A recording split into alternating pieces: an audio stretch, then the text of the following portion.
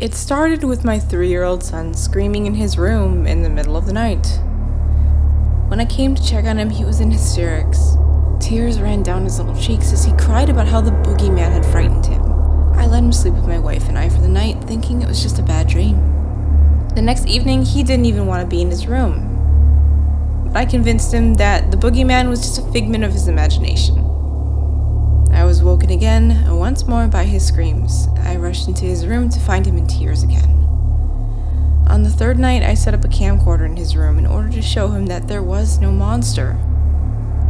That evening, there was no screaming and no crying. I was refreshed when I woke up in the morning, after having gotten my first night's sleep in 3 days. However, my son did seem fatigued. He didn't even put up his usual fuss in the morning when he got him ready for preschool. When my wife took him to daycare, I decided to review the camera's tape in order to find out how he had slept. I will never forget what I saw.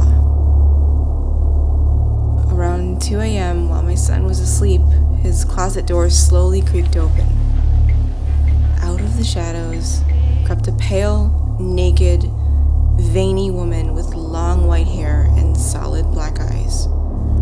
Her body was bony and frail like that of a Holocaust survivor. When she turned to the side, I could see her spine protruded from her hunched back like a dinosaur. She reached into my son's crib with her unnaturally large hands and covered his mouth. He was trying to scream, but he couldn't. The palm of one of her hands easily enveloped his head, muffling his cries.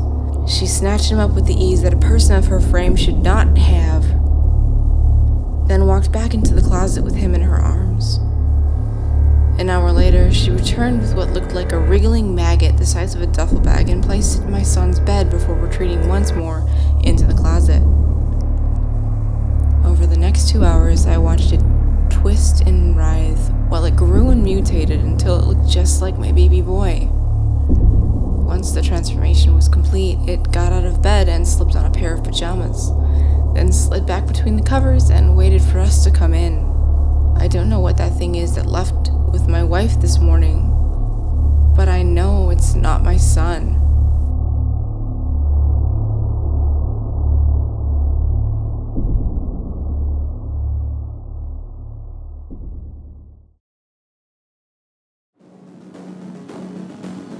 If you like this video and you want to hear more, please like and subscribe so you can get updated on new videos and weekly streams. Also, follow me in my social media link below and leave a comment on this video as I love interacting with you all.